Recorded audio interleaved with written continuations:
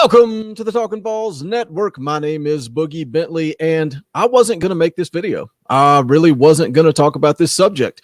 I was focused on the big commitment from Taven Jackson. I was excited about Caleb Tremblay adding some depth to this defensive line, but it came up in the Talkin VAWLS private group. It's all over Vol Twitter.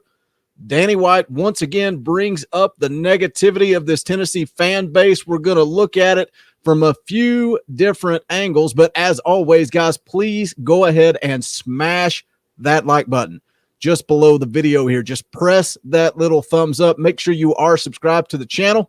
Click that bell for notifications. You won't miss out when we drop a video and when we go live. Because if we don't do it the right way, it's not going to be sustainable. We need to build a football program like this university has had in the past that is sustainably, consistently competitive on the national stage. And I want our fans to know how bad I want that. I wouldn't have signed up for this if I didn't think we could deliver that. It's going to be a lot of work. And we need their support. Like I mentioned earlier, we need them to be positive. We need them to be bought in and supporting our student athletes. Imagine being a 19-year-old kid getting out of bed in the morning, a dorm room or an apartment. I don't even know where the student athletes live here yet. And it's 50 degrees outside and you got to go hit the weights and your Twitter feed's full of a bunch of negativity. We can't have that. We need all of Vol Nation to be bought in, be positive, and support this program because they're a part of it. They're a big part of the momentum that we need to build from this point forward. Text a buddy. Text a buddy. That's what he said. Don't take to Twitter. Text a buddy. Look, I agree with what he said there. I agree with what he said there to a certain extent. We're going to get into it. We're going to talk about it. But this whole thing got fired up again. That was from his introductory press conference. But this thing got fired up again yesterday. Danny White sat down for a two-part interview with Brent Hubbs of VolQuest.com. And let me start by saying this. I do love Danny White. I think he has, the right mindset. I think he was a great hire. He's going to make some much-needed changes for Tennessee athletics across the board. But when he was doing the interview with Brent Hubbs, the question asked was about fundraising and increasing donors across the board, meaning the lower tiers, more donors, not just going to your top 5% and asking those people to give more money. And so here was the response from Danny White. I think it's really important. One of the things I've noticed as a challenge, and I knew about it coming in, but it's probably a new challenge for me, is some of the negativity of our fan base. Go on to read the rest of it here. I think some of that probably is bred from the fact that in a broad-based way, we are not asking them to be participants. That's what we're going to do now. I just don't know. How true is that? That's what we're going to do now. So if I donate $500 to the school, is Danny White going to call me up when it's time to make a decision? I don't know. Goes on to say, we have these unbelievably generous leadership level donors here that have done so much for this place, and I hope they continue to do an awful lot for the future of our athletics department. And I think they will, but we have to get more people in the fold. We have to get more people invested who have skin in the game and are helping us. I think as we do that, obviously financially, those dollars are going to help us invest in our programs, build facilities, yada, yada, yada. That's the response from Danny White. Let me start just briefly. I don't want to go too far down this rabbit hole with the financial aspect of this response. And then I want to get into that negativity thing. Just briefly. I'm not going to sit here and lecture people about donating money to the school. And because, quite frankly, everybody's financial situation is different. It doesn't make you any more of a fan if you can afford to donate to the school, just like it doesn't make you any more of a fan if you graduated from the school. It doesn't. I'm sorry. I cannot stand that. I like people that take pride in the fact that they graduated from there. Dauber graduated from Tennessee. I think it's amazing. I think it's awesome. Does that make Dauber more of a Tennessee football fan than me? No, it doesn't. He may take more pride in the school, and that's fine, but it doesn't make you a bigger fan if you can financially afford to donate to the school while others cannot. Jason Swain this morning on his show, he spent a good 2 hours talking about this subject. And after this video, I encourage you to go check it out because he really, really took a deep dive, really raised a lot of good points. So I encourage you to go check that out, especially if you're more interested in the financial part of this discussion. But Swain kind of mentioned how the fans are talking about, we're screaming to pay Tony Vitello. We're screaming that Danny White needs to do these upgrades for Lindsey Nelson Stadium, but we're not putting money into the jar. And again, not everybody can afford to put money in the jar. Does that mean that we don't have the right to the opinion to say you should still pay Tony Vitello? I don't know. It's an interesting conversation to have. But some of us are struggling to pay our bills month to month. So how can you expect us? Does it mean I can't be a fan? I'll say this. There are strength in numbers. Strength in numbers. Let's do this. Let's take a look at this. It starts at the top. It starts with Danny White. They start this fundraising project. Danny White comes out, throws $250,000 into the pool. What does leadership do? You lead by example. Danny White's asking for more donations across the board. He's not asking you to give $250,000, but Danny White is setting the example. This is very impressive. Very good move. Danny White is known for his fundraising abilities. I can't give $250,000. Can I find a way to give $1,000? Can I find a way to give $5,000? There are strength in numbers. Every time we do Talkin VAWLS live, it blows my mind. Blows my mind when we do a live show. I walk upstairs, completely blown away by the support you guys show this channel. I sit down and I have the same conversation with my wife after every single live stream.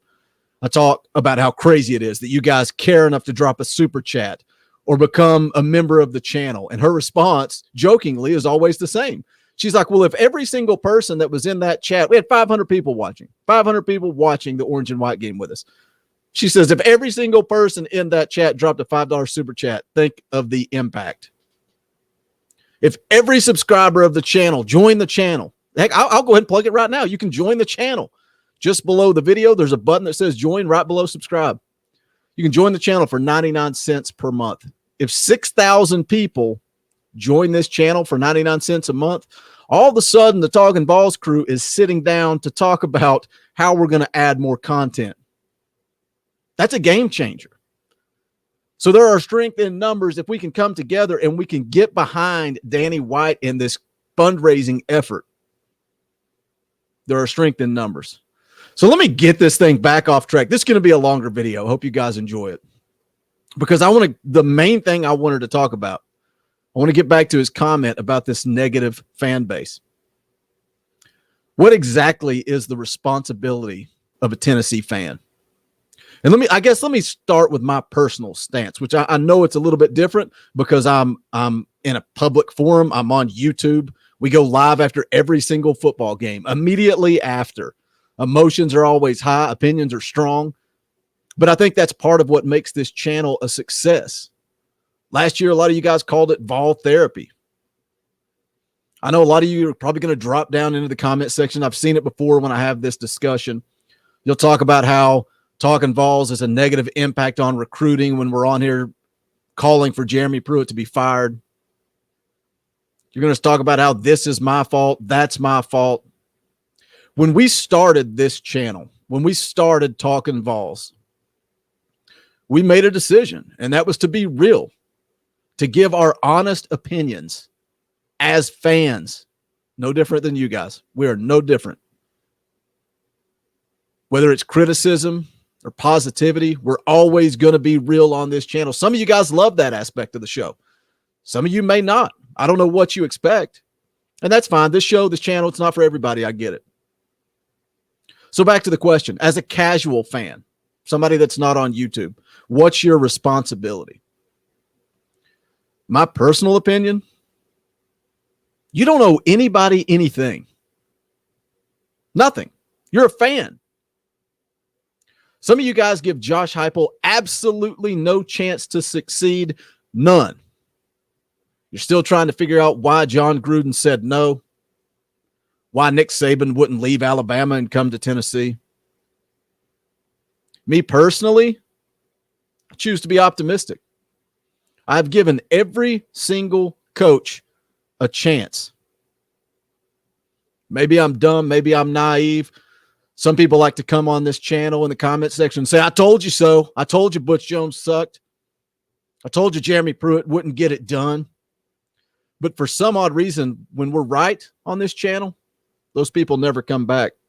It's strange how that happens. I supported Phil Fulmer all the way to the end. He will always be my coach. But when he got let go, it was time. He got lazy. He showed loyalty to certain people to a fault. I was all about the Lane train. I thought Dooley was going to be the guy. I was ready to rebuild a program brick by brick with Butch Jones. I thought Jeremy Pruitt was going to get it done. He was going to take us back to what Tennessee was supposed to be.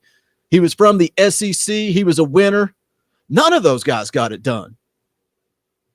When they started putting together a body of work, we would come on this channel and give honest opinions. Towards the end of the Pruitt era, we dropped videos, live streams every day, laying out reasons why Tennessee should let him go. Does that help the program? Maybe it doesn't. Does being satisfied with a coach that underperforms and have Tennessee sitting at the bottom of the SEC East with Vanderbilt, does being complacent with that, does that help the program? I don't think it does. But every single coach that is hired on at Tennessee deserves a chance. Giving criticism before Josh Heupel ever steps foot on the field is pointless. But I see it on this channel. I see it all over Twitter. I don't think it's just a Tennessee thing. I think it's a people thing in general. Keyboard warriors, tough guys, internet trolls. They got Cheetos all over their fingers, sitting in their mom's basement behind a keyboard, acting like a tough guy or some type of expert. Sad world we live in. Look, I choose to support Josh Heupel. I look at what he's done. His offense is proven. He knows what it takes to succeed as a player and a coach. He had success at Central Florida. Look at the numbers when he led the Missouri offense. Just look at him before, during, and after he left. Some people want to put a negative spin on his ability to recruit, but when you look at the numbers, when he was at Central Florida, he was right on par with Scott Frost. He was right on par with where recruiting at Central Florida is typically at. Actually, a little bit better than Scott Frost at times. You want to talk about, his wins dropping off when he coached there? Pretty damn difficult to keep winning 12 and 13 games every single season. The flip side to all this, when Josh Heupel and the Vols take the field this fall, it's fair game. I'm going to come on here every single Saturday, and I'm going to give my honest opinion. I'm going to give criticisms. I'm going to give credit where credit's due. But I think some of you need to look at what your expectations are. What are your expectations for the 2021 season? Do you realize where we're at as a program? Is your expectation for Tennessee to go out and win 12 games this year? Is it to win 10 games? Heck, is it to win 8 games? What's your expectation? Because if you set the expectation that Josh Heupel is going to come in and win 12 games in his first year, you're going to be disappointed. You're going to be mad. You have to realize where this program is at. The last thing I'm going to say about this is, look, everybody has a right to their opinion. You can say whatever you want to say. If you want to create a Twitter account, you want to make a YouTube channel, you want to start a podcast, anybody can do it. Some things are off limits.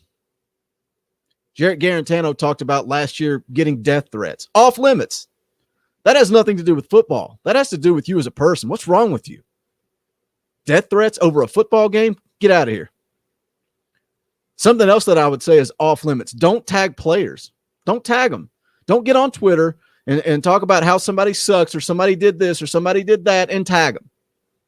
I don't come to your job, throw rocks at you while you're mowing, tell you how bad of a job you do. Don't tag them.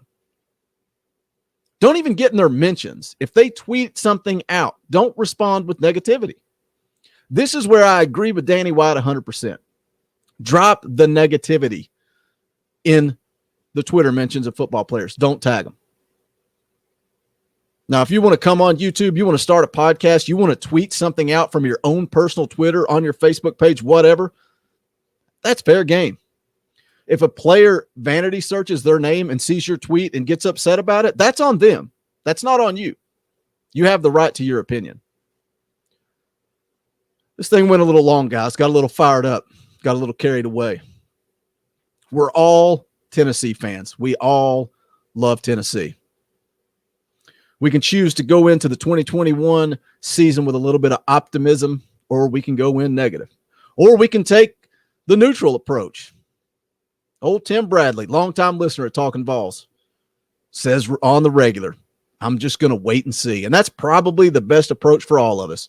Sit back and wait and see. But again, that's going to wrap it up for this video, guys. Leave me a comment. Let me know where you stand on this. I'm sure some of you are going to tell me that my negativity hurts recruiting or this and that. All opinions are welcome. Drop me a comment. Let me know what you guys think. Give us a follow on Twitter. You can see the handle scrolling across the bottom of the screen. Join the private Talkin VAWLS Facebook group. A lot of interaction going on. It's been a lot of fun there. Pick up Talkin VAWLS merch. The link to that is in the description. And last but not least, smash that thumbs up on the way out the door. This is the Talkin VAWLS Network. My name is Boogie Bentley. Go Big Orange.